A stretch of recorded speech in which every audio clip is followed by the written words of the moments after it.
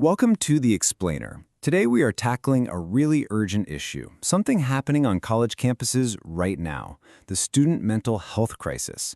We're going to walk through the reality of the problem, but more importantly, we're going to break down a detailed blueprint for a real solution. So let's dive right in. Let's just start with one single number, 60%. According to the source material, that is the number of college students who report feeling overwhelmed by anxiety. And look, this isn't just about feeling a little nervous before a big exam. This is a sign that the entire system is under some serious strain. You know, a number like that, it forces a complete reevaluation. The old ways of doing things, they just aren't cutting it anymore. The situation requires, and I'm quoting the source here, fundamentally changing how we must approach education and student support. So this isn't about tiny little tweaks. It's really a call for a total paradigm shift. Okay, so let's start by really digging into the scale of this crisis. Section 1 is all about laying out the alarming reality that students and institutions are facing today. And it's important to see that this problem isn't just one-dimensional. When we look at the issues students are reporting most, the numbers are pretty stark. There's that 60% for overwhelming anxiety, but right alongside it, you have 40% of students dealing with clinical depression. And these two issues, they often go hand in hand, which creates this huge, complex challenge for student well-being. So, what about the support systems that are supposed to be in place? Well, this is where we see a really critical failure. The recommended ratio for counselors to students is 1 for every 250, but the reality on most campuses, it's closer to 1 for every 482 students. That huge gap, it's not just a statistic. It translates directly into painfully long wait times for students who are in crisis and need help now. That brings us to Section 2, which looks at the ripple effect. Because let's be honest, a crisis on this scale is never just about the students. It ends up impacting the entire educational community. And you can just see how the pressure builds across the whole system. For students, it can lead to academic paralysis. And there's that fear of stigma if they ask for help. For educators, the strain is immense. A staggering 80% say they feel unprepared to handle these issues, leading to burnout. And for the institutions themselves, they're getting squeezed by funding shortfalls and those impossible 3 to 6 week waits for counseling. It's like every part of the system is being stretched to its absolute limit. So you look at all that, and it leads to the single most important question.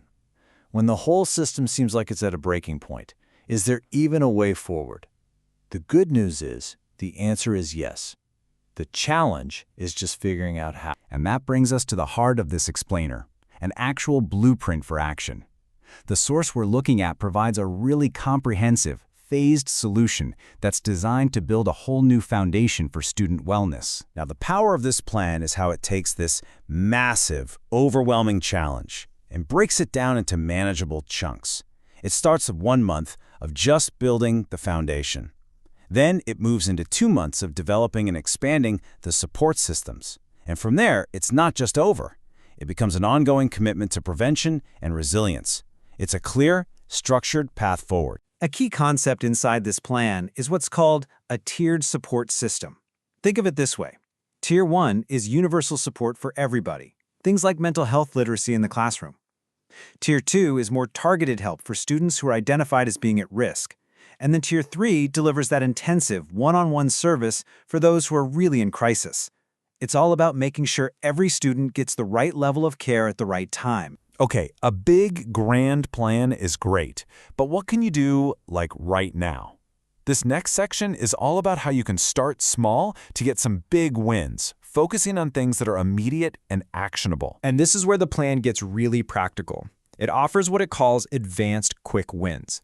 These are concrete actions that a school or an educator could implement this week to have an immediate impact. And here's what that could actually look like. Just imagine, on Monday, every class starts with a simple 3-minute emotional check-in. On Tuesday, students get easy access to mental health apps through QR codes.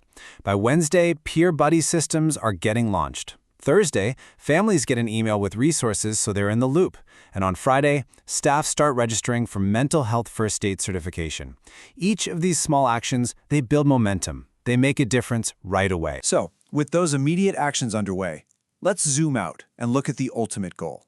The final section of our explainer gets into the long-term vision, which is all about building a true culture of care. So what does success actually look like down the road?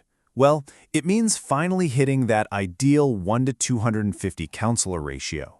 It means cutting academic failures that are tied to mental health in half. It means social-emotional learning, or SEL, is woven into all subjects, not just a side project. It means prioritizing mental health right alongside academics. The ultimate goal here is to become a model school for how to do student support right. When you boil it all down, the message from this action plan is crystal clear, and it is urgent. The time for just debating this or delaying action is over. The cost of doing nothing is measured in student well-being, and as the source puts it so powerfully, your students can't wait. So, we've seen the crisis, but we've also seen a detailed, practical blueprint for the solution.